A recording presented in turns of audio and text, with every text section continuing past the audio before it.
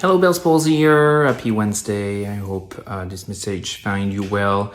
And today, just really quickly, I get a lot of message regarding fatigue with facial paralysis, and I want to reassure you that this is completely normal. It's a very, very common symptoms that happen with Bell's palsy, Ramsay-Hunt, Zoster-Cine. It can be pretty severe with Lyme disease as well.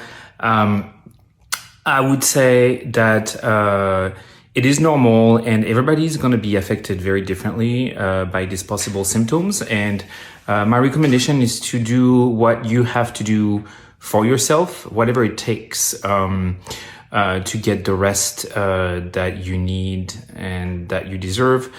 People are asking me, should I take time off? Yes, you might have to take time off. It might be necessary.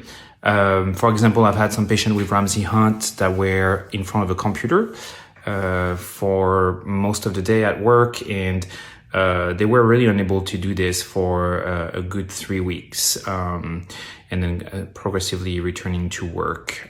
So if you have the ability to do this, I would say get yourself some rest.